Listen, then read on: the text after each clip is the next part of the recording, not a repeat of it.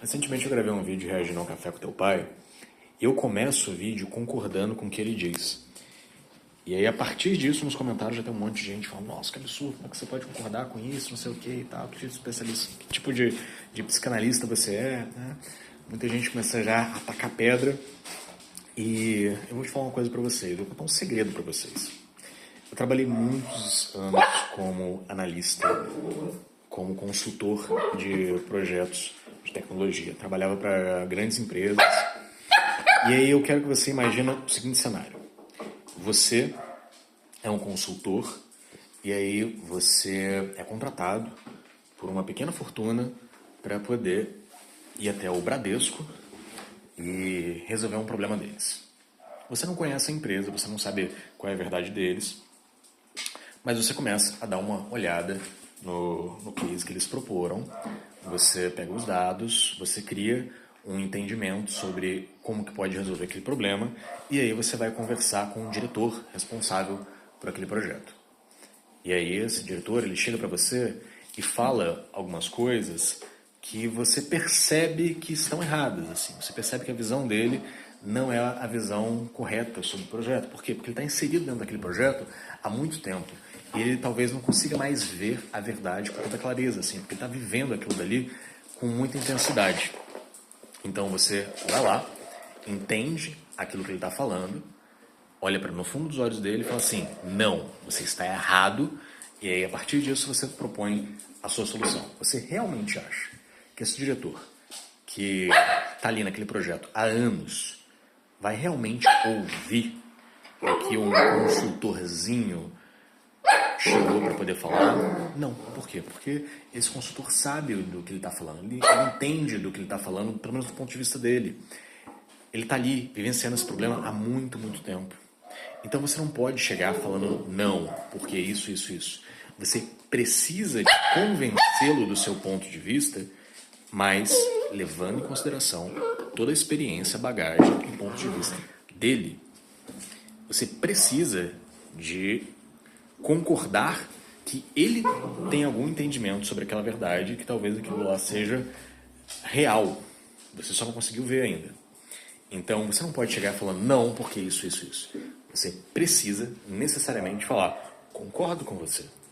Esse ponto aqui, eu concordo.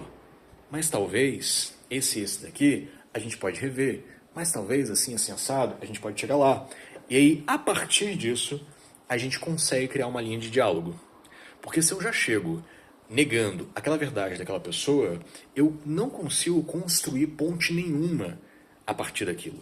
Essa pessoa vai ficar retraída, ela vai falar assim: ah, cara, eu tô aqui há anos passando perrengue nesse projeto. E aí você chega e vai falar que não, que tá errado, que você já vai querer me vender uma solução aqui.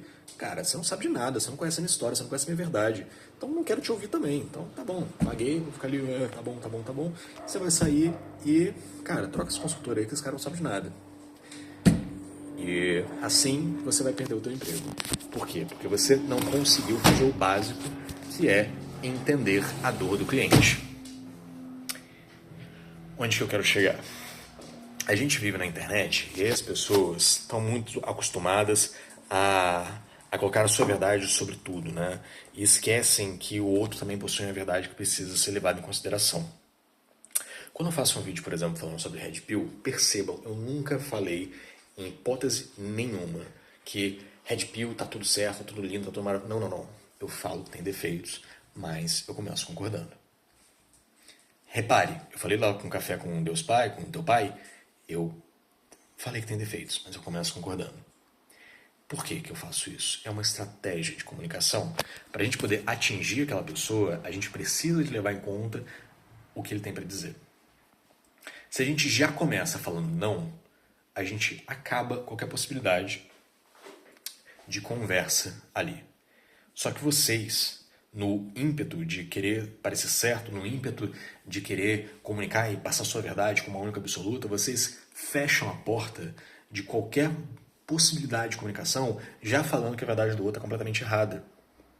Vocês precisam de levar em consideração a verdade do outro para você criar a tua verdade ali, para você poder jogar a tua verdade para ele e vocês acharem uma ponte, porque senão são duas pessoas falando que não conseguem se comunicar. Porque você não vai entender a verdade dele, você não vai querer entender a verdade dele, você vai mostrar que a verdade dele está completamente errada, ele não vai querer ouvir a tua verdade.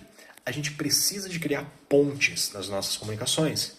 E eu aprendi isso quando eu estava lá no meu papel de consultor, e aqui no meu papel de psicanalista, aqui no meu papel de pessoa que está levando aqui algum conteúdo relevante para vocês, eu também preciso de fazer essa mesma coisa. Isso eu não estou tirando do fundo da minha cabeça. Existem ensaios randomizados que chegaram a essa conclusão. Se a gente chega e fecha a porta de uma comunicação assim que ela começa, não vamos ter nada a partir daquilo dali. A gente não vai chegar em lugar nenhum. A gente precisa de criar uma ponte. E quando eu crio uma ponte, eu preciso levar em conta a verdade daquela pessoa. Não anulando tudo que ela trouxe para mim, mas concordando com alguns pontos, trazendo alguns pontos que talvez sejam convergentes com aquilo que eu tenho para trazer, e a partir dali a gente pode criar uma linha de comunicação, porque aquela pessoa já parou para pensar, já refletiu, já consumiu muito conteúdo sobre aquilo dali. Então, para ela, aquilo dali é uma verdade. Você precisa levar em conta que para ela aquilo dali é uma verdade, para que a partir daquilo dali a gente possa construir alguma conversa.